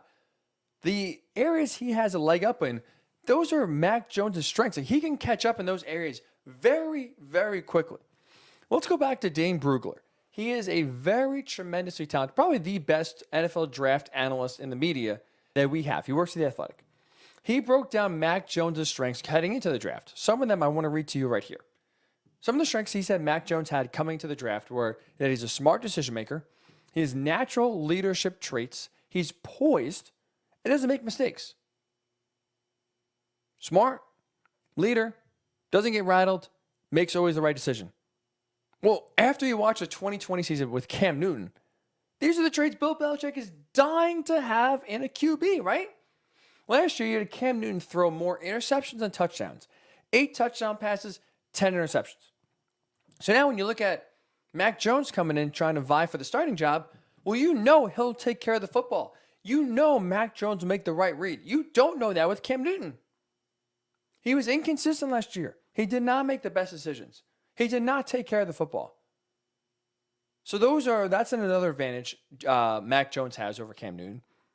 Physically, you got to give Mac Jones the advantage over Cam Newton, right? He's solid. Not a great arm, but a very solid arm. Better than Cam's at this point. Sure, Cam's a little more mobile. With all the hits Cam Newton has taken, with his accuracy issues, with his arm strength seemingly deteriorating in front of our eyes, even though we made fun of, Mac Jones' stature and his lack of athletic ability, physically, Mac Jones has the advantage over Cam Newton. I mean, look, we'll just call it for how it is. After that Week 2 game against the Seahawks on Sunday Night Football, where he played really well, tackled it to the 1-yard line, in that epic game that the Seahawks did win, did he ever look right to you? Did he ever look comfortable, healthy, like you knew what he was doing? Like he averaged by far the fewest passing yards per game of his career. He had the lowest QBR of any full season that he's played in his career. So he didn't play well at all, and I don't see how that really improves in 2021. And finally, the biggest reason why, or another reason why I should say, I think Cam Newton will be QB2 and you'll have Mac Jones be QB1, is that we've already seen Bill Belichick start to acknowledge that the gap is closing, that Mac Jones is quickly chasing down Cam Newton. After the first night of the draft, after round number 1, which was when the Patriots drafted Mac Jones, you had Bill Belichick still stokely come out and say, Cam Newton is our starting quarterback. He is still our guy. Well, guess what? When training camp opened on Tuesday, do you know what Bill Belichick said? Hint, he didn't repeat that Cam Newton is the quarterback. He said every position is open for competition. Draft night, Cam's our guy. Training camp starts, every position's open. It shows you. Mac Jones is closing the gap. He will be the Week 1 start for the Patriots, not Cam Newton. The Saints, Jameis Winston or Taysom Hill. I think Jameis Winston is going to win the job because he gives the Saints the best chance to win, and he is frankly the better quarterback. We haven't seen a lot of him, right? We haven't seen a lot of Jameis Winston in the Sean Payton offense, but we have seen a good amount of Taysom Hill in this offense as a full-time QB. Right? Remember when Drew Brees got hurt, Taysom Hill started 4 games last year. He had 5 turnovers in those 4 games, 4 touchdown passes. Now, the raw numbers aren't terrible. Averaged 208 yards per game passing, 72% completion percentage, 106 passer rating for 3 out of those 4 games combined. But even though the numbers and the raw numbers aren't brutal, aren't terrible, you rewatch those 4 games, he never really looked comfortable. Outside of the one game in Denver where they blew out the Broncos and really that was nothing to do with Taysom Hill's arm, in the 2 games against the Falcons and another game against the Eagles, those 3 games, the Saints offense averages 22 points per game. And we know about the Falcons defense, it was terrible. And they still only averaged 22 points per game in the 3 games against the Falcons and the Eagles. So you had Taysom Hill kind of gave him a shot, see what he has, and I don't think he really showed you much. Jameis, frankly, is better. And if the Saints want to make the playoffs, Jameis Winston is your guy over the long term to give you that best shot. Like, let's call it for what it is. Jameis Winston still has incredible arm talent. Right? The last time he was a full-time starter, 2019 with the Buccaneers, he led the NFL in passing yards, 5,100 passing yards in 2019. 33 touchdowns, which was second in the NFL. So the last time he was a full-time starter, led the league in passing yards, second in touchdown passes. Now, as we know, that's not the full story because he had 30 interceptions, the only quarterback to ever throw 30 touchdowns and 30 interceptions in the same season. So he has to, obviously, his decision-making has to clean up big time. You can't trust him. But I will say this. I do trust, and I do think Sean Payton is the right coach to prevent Jameis Winston from making a lot of those same mistakes that he made in Tampa Bay. Because unlike Bruce Arians, who basically was one of those guys, was the definition of insanity. We were going to keep on throwing, and he did expect a different result. It never happened. They kept chucking it with Jameis Winston in Tampa Bay. He threw 2 picks in a row, fine. We'll call the same play again. And you know what? Sometimes he throw a touchdown. I do think, even though Bruce Arians was kind of full pedal, if you will, pedal to the metal, I think Sean Payton will rein Jameis in. He'll set up throws for him. He'll create easy reads for Jameis. He's an extremely QB-friendly quarterback, and I do think he can kind of weed out a lot of the bad decision-making Jameis Winston makes. So I think Sean Payton is the perfect quarterback coach / head coach to get the most out of Jameis Winston, which is why I think he'll beat out Taysom Hill. He will be the Saints' Week 1 starter. So the Patriots, I think Cam Newton is going to lose the battle to Mac Jones. Mac Jones will be QB1. Jameis Winston will win the QB battle for the Saints. He'll be the Week 1 starter in New Orleans. The Bears one is interesting. Now I will say this. Andy Dalton is going to be the Week 1 starter, but this isn't really even a true competition. I honestly even feel bad including the Bears here in terms of quarterback competitions because Mac Jones and Cam Newton, I think, have a level playing field. Jameis Winston and Taysom Hill have a level playing field. Drew Lock and Teddy Bridgewater, we'll get to them in a second, they have a level playing field. The Bears with Andy Dalton and Justin Fields, there's no level playing field here. There's only one motivation and one reason why Andy Dalton already has won the starting quarterback job and will be the Week 1 starter before he even throws a pass in training camp. It's because the Bears, specifically Matt Nagy, the head coach, Ryan Pace, the GM, aren't worried about finding the best quarterback to play Week 1. They are worried about who gives them the best shot at keeping their jobs. And it may sound counterintuitive, it may sound dumb, but let me explain why Andy Dalton starting the year gives the Bears, or I should say gives Matt Nagy and Ryan Pace the best chance to return in 2022. 2 reasons for it, right? There's only 2 ways that those two keep their jobs. They make the playoffs and advance further than they did last year. I think it's very unlikely. The other way that they keep their jobs, and this is the motivation to keep Andy Dalton as a Week 1 starter, is that you have to present hope. You have to show a path of hope at the end of the 2021 season.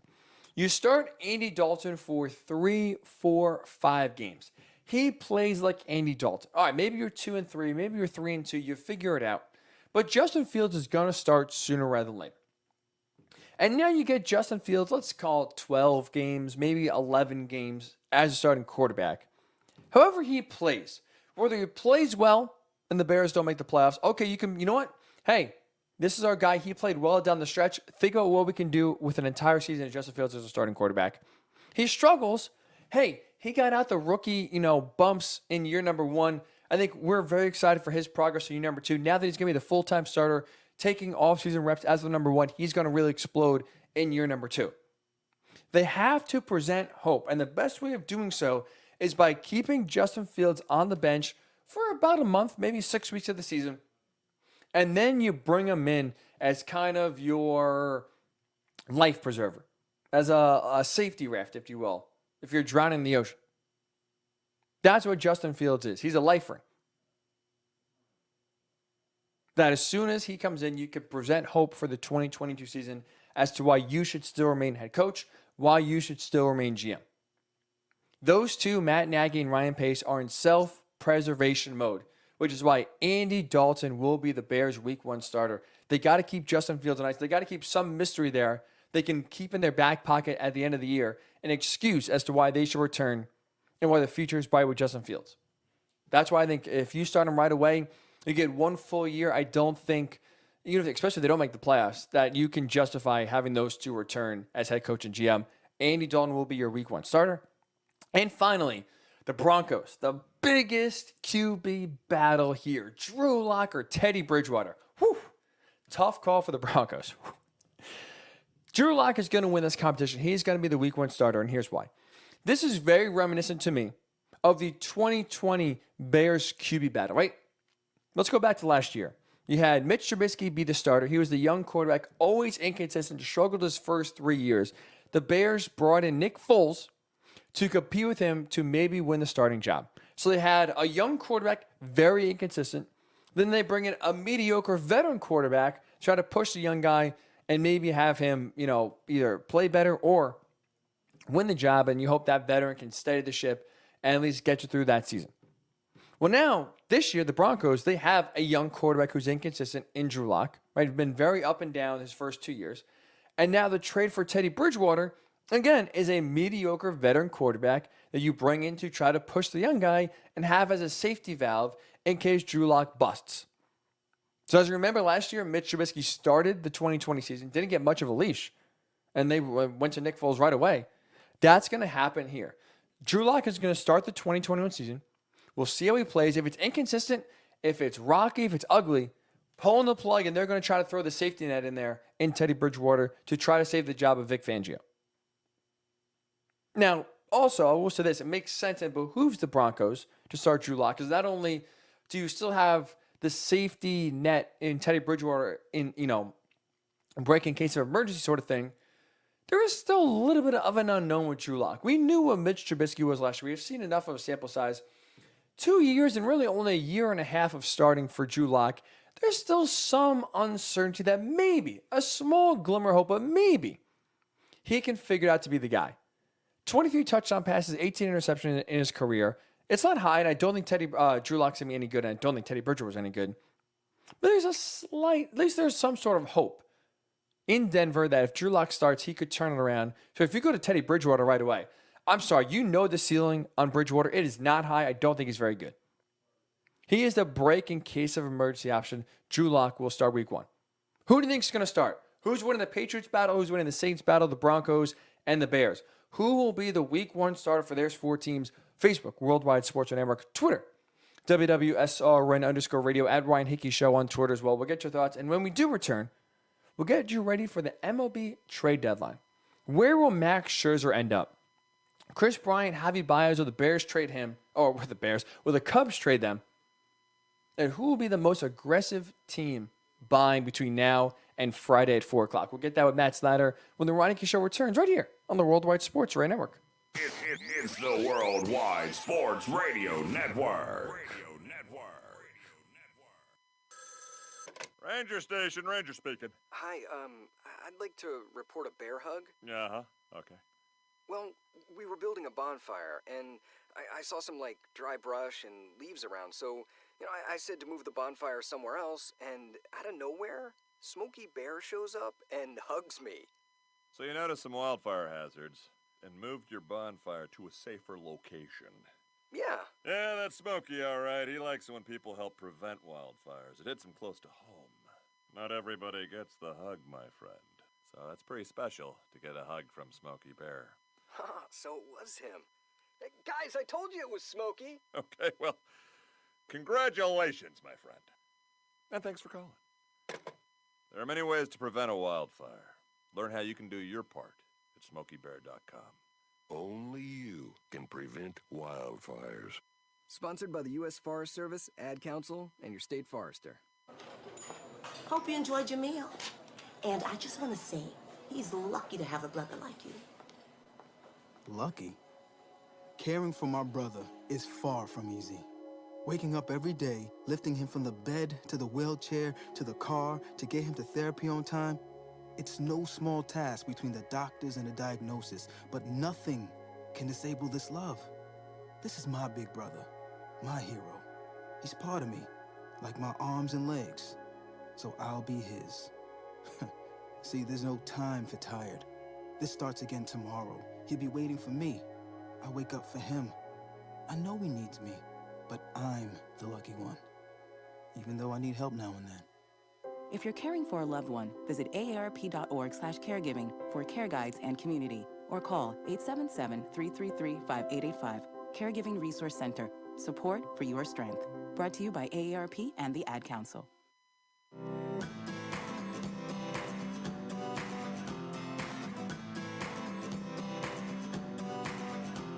People been saying to your friend, get a different face, and posting on their feed, they're super ugly. The things they say to them online are cruel and they're not true. So tell your friend, I'll stand up for you.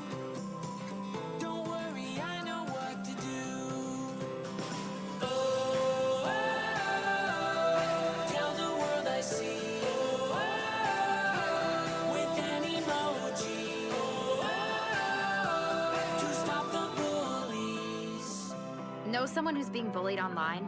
Send the witness emoji. It looks like an eye in a speech bubble, and it's in the symbol section near the clocks in your phone. You'll let the world know it isn't cool, and you'll let your friend know you care.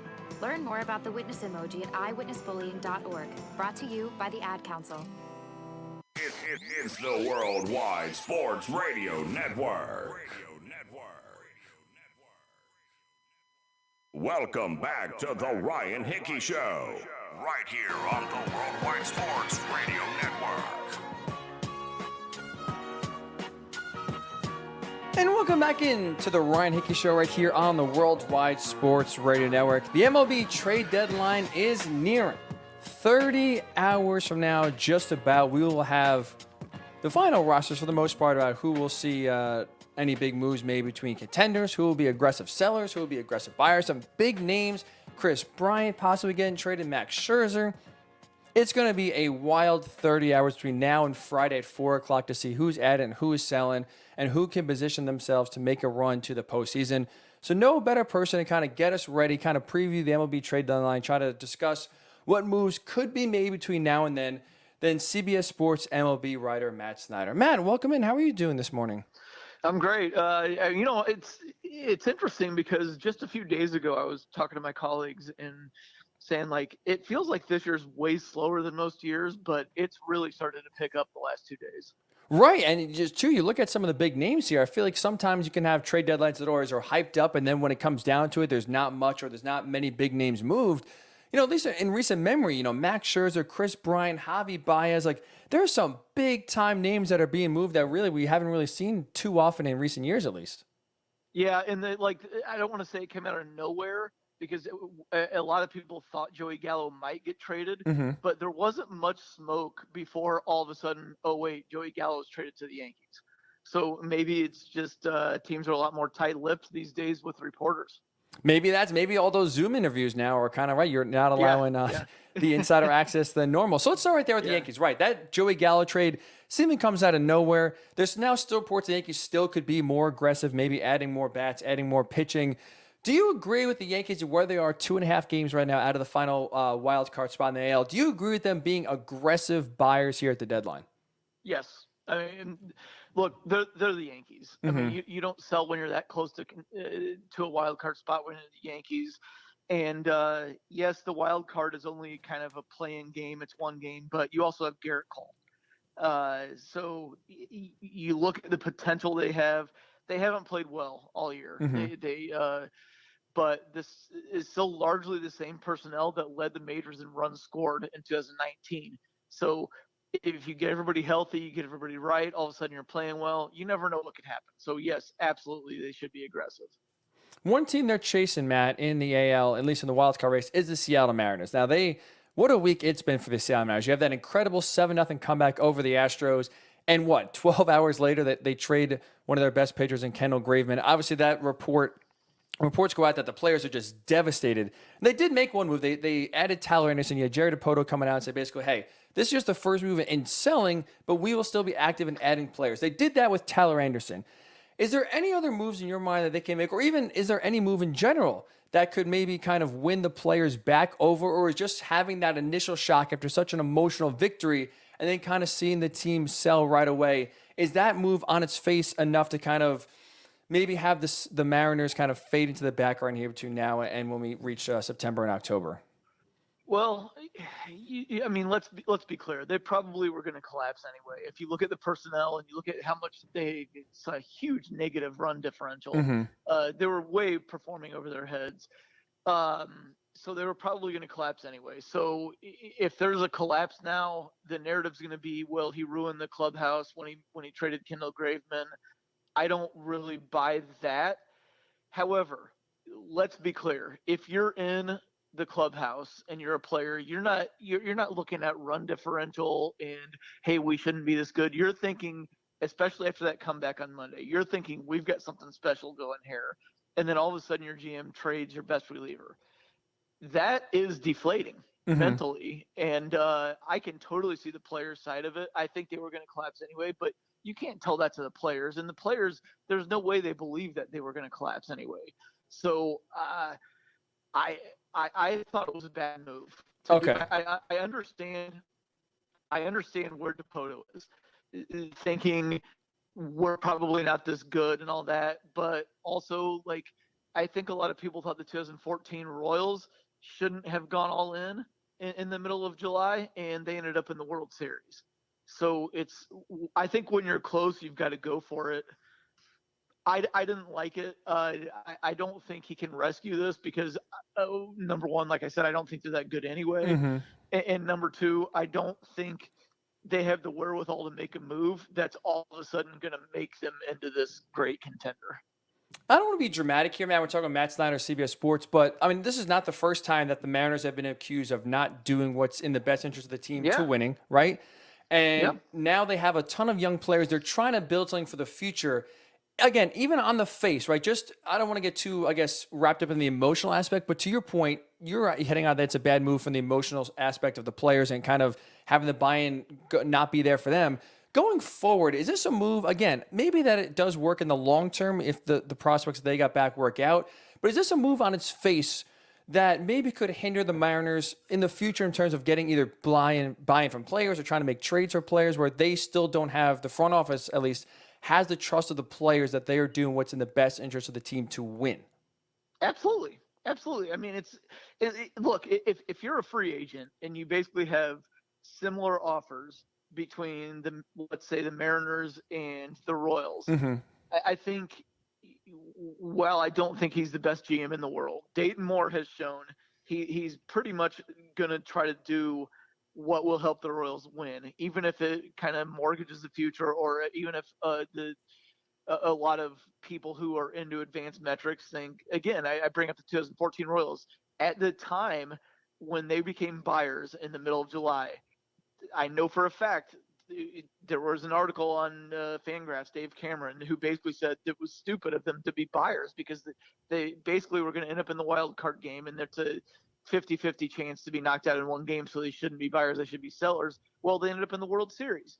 So as a player, I would much rather be on the team where the guy's going to say, if you're close, I'm going to give you a chance and try to buy, than if we're close, I'm going to maybe sell and then kind of cut you off at the knees. I would much rather play for the Royals than the Mariners. I'm with you 100%. And I will say this, Matt, one of my frustrations in terms of like the analytical movement in baseball is that it's become so ruthless where you kind of take like the players out of it and it's just a strictly numbers game. Is this kind of seeing now, and you actually now see or at least hear and you read about the Mariners players' reactions, could this give other teams pause? All right, maybe, instead of just relying strictly on the numbers here, if you're a team, maybe we should take the emotional aspect of it. Maybe we should make a trade or two, even if it could hinder or maybe could backfire in the future, because you know what? We got to at least show that we're bought in here and we care about the team. We want to win instead of, to your point, when it's, a lot of analytically driven front offices, it's more just a strictly numbers game, strictly, take the players and the emotions out of it. Could you see the emotions maybe coming back in when it comes to decision-making, either at the trade deadline, for agency going forward? Yeah, I hope so. I mean, there's a balance to be had. I absolutely think there's a lot to be said for treating the players, if you're a front office guy, trying to take emotions out of it and treating the players like chess pieces when you're thinking about how to best construct a team. But also you have to relate to the players and you have to make them feel comfortable, especially if you're talking about free agency with, hey, your family you're going to want to move here. You're going to want to fit right in with the rest of the players. You're going to want to be friends with everybody. I mean, there's a balance to be had. So yeah, I think that the best front offices are the ones that can kind of combine those things. I'm with you there. We're talking to Matt Snyder, CBS Sports MLB writer at Matt Snyder CBS on Twitter. The biggest name, Matt, at least pitcher-wise on the market, is Max Scherzer. It's come out that he reportedly, or at least prefer to go to a West Coast team. You have the Giants, the Dodgers, the Padres, all three of those teams hotly on his tail. Whoever does acquire him, right, one of the three, if any of them do acquire Max Scherzer, are they, in your mind, the favorites to reach the World Series at the NL? Yeah, I think that would do it. I maybe less so on the Padres because I do feel like they're a step behind the Giants and the Dodgers right now. But yeah, even on the Padres, if you have Scherzer and Darvish as a 1-2 with Musgrove as your 3, Blake Snell looks like he's trying to kind of get it figured out right now as your 4. Yeah, that's going to be a big move, whoever gets him. And I do think he's going to go. I'm going to predict the Giants. Oh. And it's not much more than a gut feeling at this point because it just feels like so much has gone right for the Giants this year in terms of player acquisitions and plugging guys in and having them perform well. It just seems like Farhan Zaidi, like this is his year. And here's the thing. I don't want to say everything's gone right for them because they've had a lot of injuries and, Buster Posey left the game last night, but in terms of, like I said, the guys that they've added, almost every single move has been right. So it just feels like he's got another one up his sleeve here. So kind of a gut feeling. I'm going with the Giants on Scherzer. Oh, I like it. All right. The San Francisco Giants, I would say, I don't know if you agree, this is the biggest surprise in baseball. Yeah. Oh, absolutely. Yeah. And it's real. Like whatever they're doing, they've got something going there. Unbelievable. Giants could be back in it again. Matt, obviously pitching is always, no team has ever enough pitching. And that's obviously kind of a ton of teams that are buyers are looking for relief pitching, for starting pitching. But it's interesting because when at least you look at some of the names and the impact players, I would say there's more bats available that could impact the team rather than pitching. With the price so high in pitching and kind of offense maybe starting to come alive, whether it's the spin rates, whether it's the warmer weather now, would it make sense in your mind for a team to maybe, say, screw the pitching, let's just go all in on 2-3 bats, and let's just hope offense can get us through the postseason? Is that still, in your mind, maybe with the bats a little bit cheaper and more rentals available than pitching, is that maybe a move for, I don't know, let's say the Padres or the Mets, teams that are still interested in trying to make a move here, but maybe priced out in terms of pitching? It could. I mean, that's the Billy Bean or the Moneyball move, right? Like a lot of people, the misconception on Moneyball is it's just on base percentage. No, it's finding where the value is. And if you think the best value is let's stock up on hitters while everybody else is going pitching, well, maybe that's the Moneyball move for this year. So it's possible. I mean, you've got maybe Chris Bryant, Trevor Story. There's a lot of names out there. We've already seen Starling Marte go, although the price was big. On that one, to flip Jesus Luzardo back. But yeah, past Craig Kimbrell, it doesn't seem like there are a lot of big name relievers out there. So maybe the price on Kimbrell is going to be so huge. There's so many bidders on that. You could see somebody pivoting to offense. Yeah, I see it working there. Let's talk about the Cubs. You just mentioned, Chris Bryant, obviously Javi Baez, Anthony Rizzo, Craig Kimbrell. They already sold off in a small move, Jock Peterson. How much should the Cubs sell between now and Friday at 4 o'clock? I think Bryant and Kimbrell are both gone. Okay. Rizzo, I'm on the fence about. I do not think Baez is going to go. Gut feeling. Well, a little more than that. I don't think that he has as much value as anybody else. I think that his skill set. We've got to the point like with Baez. We talked about his upside for so long. And then people started to harp on his downside, the swing and the miss, the low batting average now, that I think he's not as valuable with any other team because fans love him so much and so many other fan bases are tired of hearing about him. He's the type of guy, he had a bad year last year and he's talked about how he feeds off the crowd. He's the type of guy I think that if he went somewhere new and he had like a bad 2 weeks, and we've seen bad Javi, where he does nothing but strike out for 2 weeks. I think that if that happened and he started to get booed by the home fans, it would get in his head and it would ruin the rest of the season. And I don't think that would happen at Wrigley. I don't think he has as much value anywhere else. So I just don't think it's ever going to match up to where Jed Hoyer thinks, okay, this is a good deal. So that's my theory, and I'm sticking to it. All right. How about Rizzo? Is there a team you think could kind of be targeting him? That's not a name that, at least I've read a ton of in terms of when it comes to trade names for the Cubs specifically to be thrown out there. The only one that makes sense to me is the Red Sox. They've had an absolute mess at first base this year. Lefty with that short porch in Fenway, and when he goes the other way, he's got the monster to bank doubles off of instead of those being routine flies.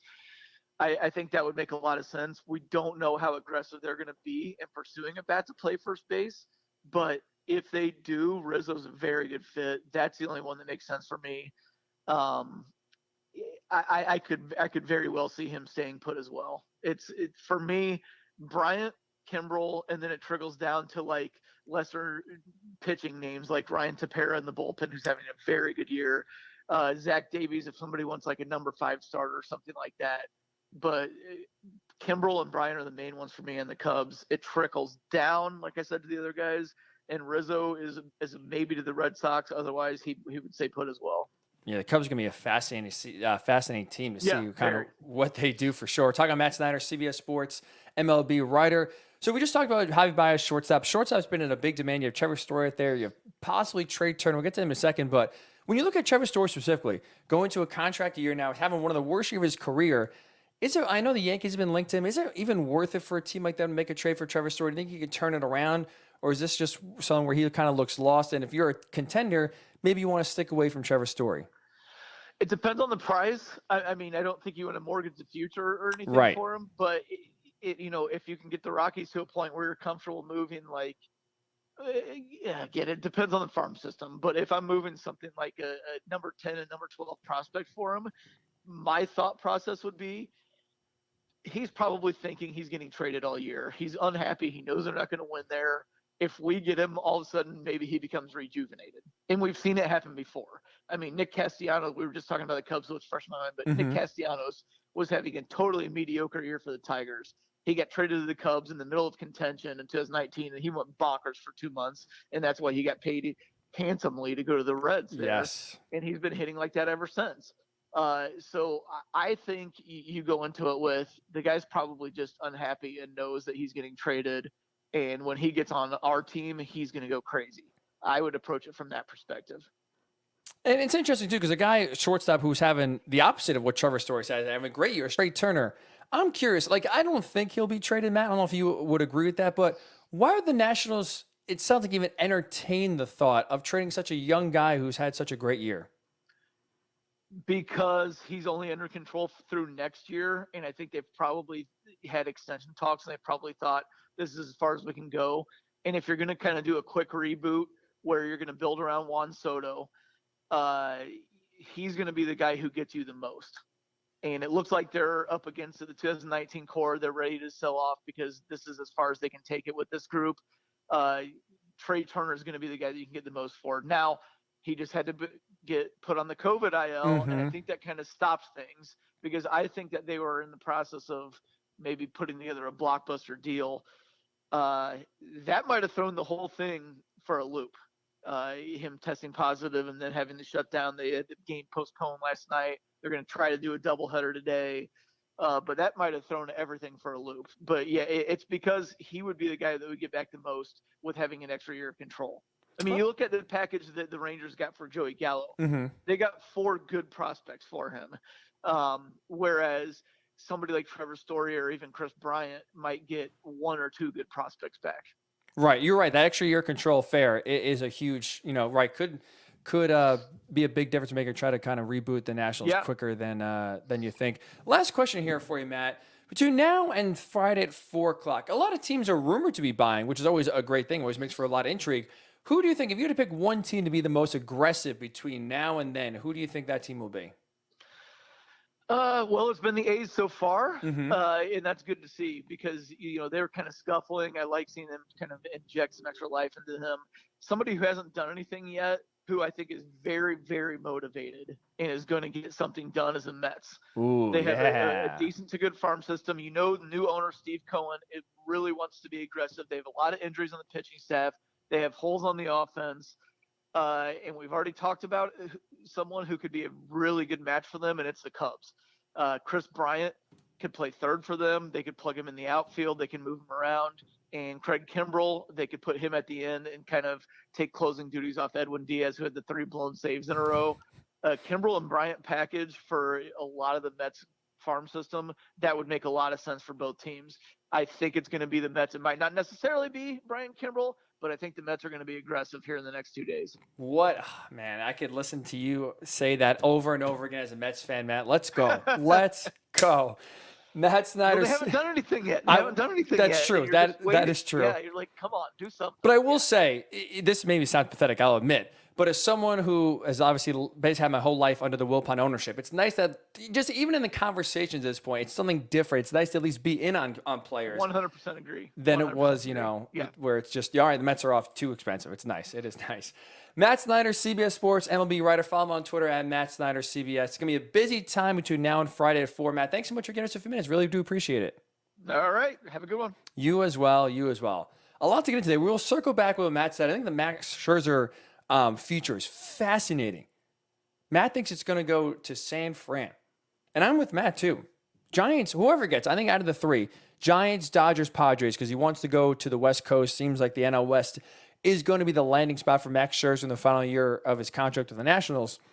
I do think the winner of that sweepstakes, if you will, that trade sweepstakes, will be the favorites to go to the World Series. We'll react to that when we do return. It is the Ryan Hickey Show, going until 11 a.m.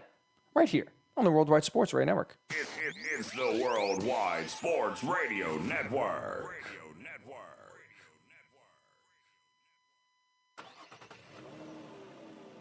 Of course my kid's in the right car seat. Well, I think he is. Yeah, my kid's in a booster seat. He was ready to move up. He is ready, right? Her car seat looks like the right size. There are probably rules on when to move up to a booster seat, aren't there? Rear facing, forward facing? I think I have it right.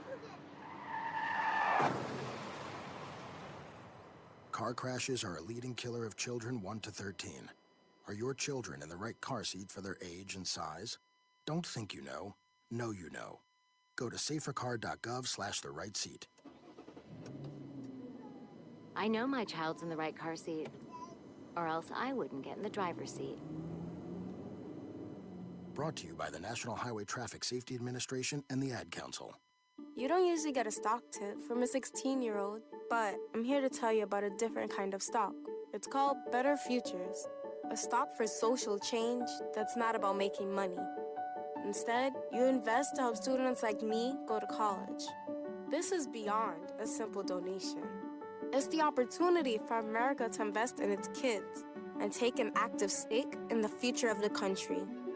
The return on your investment isn't money. What you get back is knowing you protected our potential.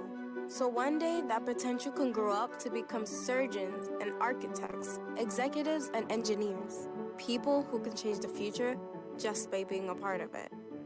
My name is Alicia, and I'm your dividend. Invest in better futures with UNCF. Visit uncf.org/invest. A mind is a terrible thing to waste, but a wonderful thing to invest in. A public service announcement brought to you by UNCF and the Ad Council. It's the Worldwide Sports Radio Network. Welcome back to the Ryan Hickey Show, right here on the Worldwide Sports Radio Network. And we are back here on the Worldwide Sports Radio Network. We appreciate Matt Snyder, CBS Sports, giving us a few minutes here. It is interesting when you look around the MLB trade down. He is right. There hasn't been a lot of buzz. There hasn't been a lot of hype, which is almost, I feel, kind of weird when you look at some of the big names here. And maybe that's in part because the last few weeks, teams like the Nationals have faded. Teams like the Cubs have faded to where they thought they were going to be maybe potential either buyers at the deadline or even just stand pat And now Cubs go into a swoon, Nats go into a swoon. All of a sudden, you have Chris Bryant, you have Craig Kimbrell, you have Max Scherzer. You have some big names on the market here for baseball. And it is good to see. We brought this up very late here. I kind of want to just say this about baseball. It's a good thing. I know, very rare we talk about good things in baseball, but it's a good thing. It's good that there's a lot of buyers here. It's good that teams are being more aggressive than less. It's good that teams are trying to win and doing what it takes to win, instead of, unfortunately, what we've seen for a while, where it's just penny pinching, where it's, we're not right there. If we're not right there, we're not even going to bother. I do think that there is a tangible element of just giving a team hope and a chance. Even if right now they're a few games out, we believe in you. We think we can make a run here. Let's go after it. I do think that there is, something tangible that could work, and whether it's corny, maybe, whether it's foolish, if it doesn't work out, I do prefer teams being extra aggressive, going for it, than always kind of being scared or always kind of being cautious. Oh, this is, unless the stars line up, we're not going to do anything. It's good for baseball to have movement. It's good for baseball to have trades, an active trade deadline. And it's really damn good for baseball to have teams trying to win. The Seattle Mariners, earlier this week, when they traded their star reliever to the team that they're playing, the Astros, their in-division rival, when the Mariners are right on the cusp of playoff contention. Matt is right. They have one of the absolute worst run differentials in baseball. It's a miracle that they're even right now ahead of the Yankees and right now just 2 games out of a playoff spot. But you know what? This Mariners team, this Mariners franchise, the fans haven't been to the playoffs since 2001. They've had the longest playoff drought of any team in baseball. And you had a story in the offseason come out about how there's a lot of sketchy moves made by the Mariners to show that they don't want to win. All they do is care about saving money. How can we improve our revenue? Forget winning team. Let's just put the cheapest team out there and pocket the cash. That story is already out coming into this year. And now when you have a surprise start where, again, no one thought you'd be anywhere close to the playoffs, and now at least you are, and even if Matt's right, and I think he is right, that the Mariners, when a push comes shove, they probably will fade towards the end of the season. But I do think, and maybe it's just me being corny here, maybe me speaking as a fan instead of like an educated executive, I do think there is a value in saying, you know what? Either standing pat, hey guys, I believe in you. Let's just run it out and run out the string and see what we can do. Or maybe they added a pitcher from the Pirates, Tyler Anderson. Maybe go for it. Maybe, say, guys, let's see what we can do. Let's make some magic. Because that report, written by Ryan Divish out there in Seattle, talking to players off the record, getting their instant reaction when one of the best players in their team is traded, not only traded in division, and also traded to the team that they're currently playing. After their most emotional victory of the season, they're down 7-0 to the Astros, came back and won. 12 hours later, their best pitcher is gone to that team. Yeah, that is deflating. That does take the wind out of the sails, and it does give players the question mark of what are the Mariners trying to do here. It gives the team, and I'm sure, I should say the fans, more frustration. It's like, what the hell are we doing here? We were so close to the playoffs. We haven't seen the playoffs in 2001. Let's just get there. It does make you question the motives and the trust of the Mariners. That was fascinating, though, what Matt was talking about with Max Scherzer. He's going to go to the NL West. Dodgers, I think, would put them over the edge. I think the Padres probably need Scherzer the most, I would say, of the 3 teams. And the Giants, excuse me. I am glad that the Giants now aren't just sitting back and saying, you know what, we've had a great year so far. Look at the team. Let's just keep it going and see what happens. I like them seizing the moment, realizing, hey, we didn't really expect to be here. Everything we've done so far is working out well. Why not go all in? Let's get Max Scherzer here. Let's make a legit run to the World Series and see what happens. Because I will say this, baseball, out of the 4 major sports, hockey, football, basketball, and baseball, baseball is the most random in terms of once you get into the postseason, anything can happen. Basketball, we know there's the least amount of parity, right? Basketball, the good teams, who they are. More likely than not, outside of injuries, the best team is going to win year in and year out. Hockey, a little more parity. Football, it's a lot about injury luck, but again, there's some upsets. But baseball by far has the most parity in terms of its postseason. where you could see teams like the Royals go to back-to-back World Series and win one. You see the Nationals sneak into the wild card, take down the Dodgers, take down the mighty Astros, and win the World Series. So if you're the Giants, yeah, you're going to get to the playoffs. And now you can capitalize and win a World Series almost like, oh, wow, we didn't see this coming. I love the move for them to be aggressive. We will see. Matt is predicting Max Scherzer. We'll go to the Giants. We'll see what that move is done. Again, trade deadline is not till tomorrow, Friday at 4 o'clock. But some of these big moves can be getting done between now and then. We had the big surprise with Joey Gallo getting traded to the Yankees last night. And I do love selfishly as a Mets fan to hear that they will be extra, extra aggressive. Chris Bryant and Craig Kimbrell, sign me up. Let's go. Lots going to happen between now and then. It's going to be a lot of fun to react to on Monday for sure.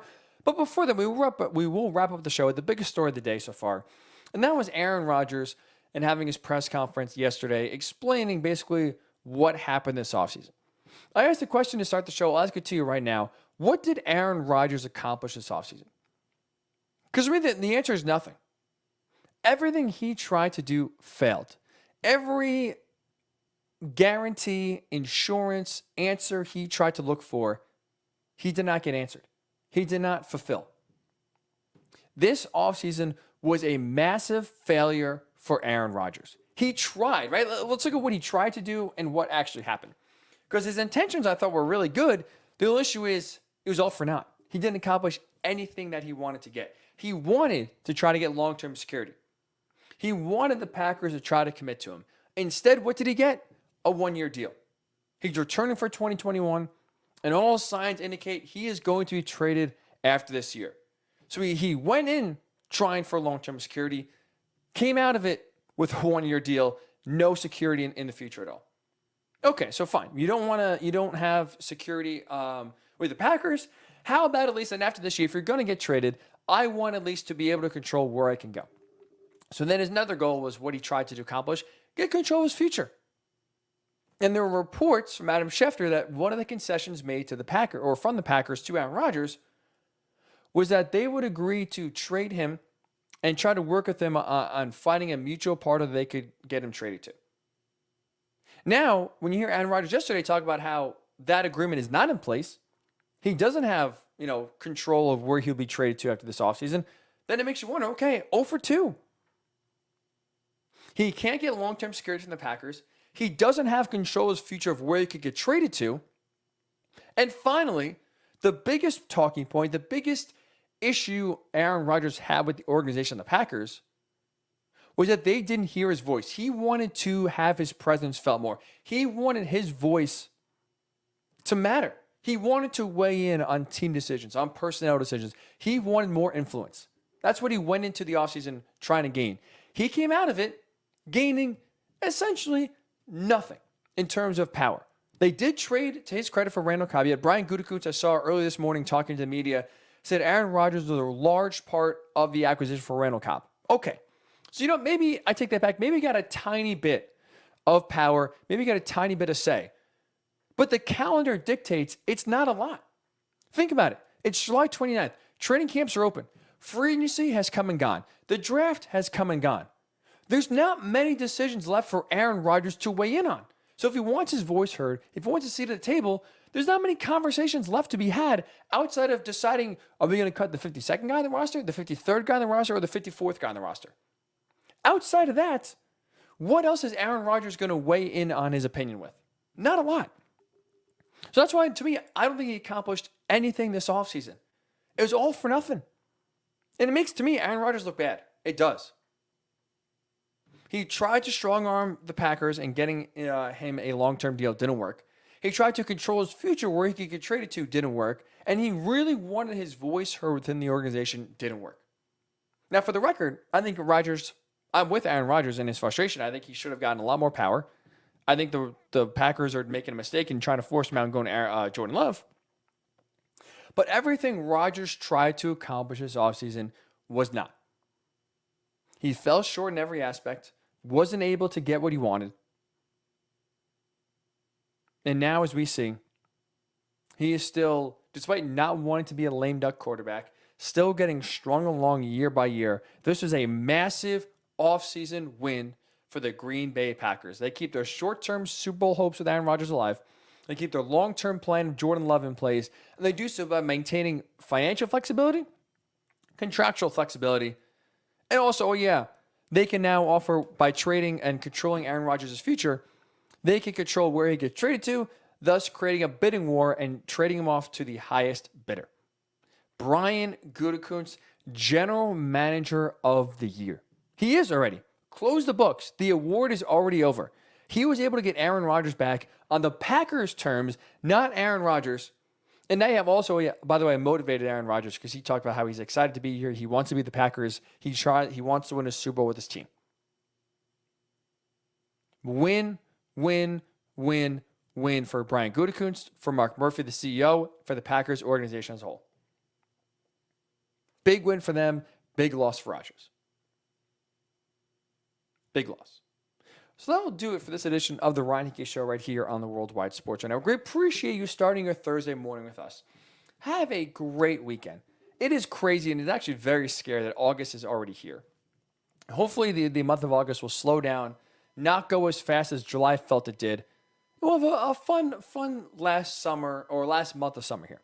So have a great rest of your Thursday. Have a tremendous Friday. I know you will. It's Friday. Who doesn't? Especially in the summer. Who doesn't have a great Friday?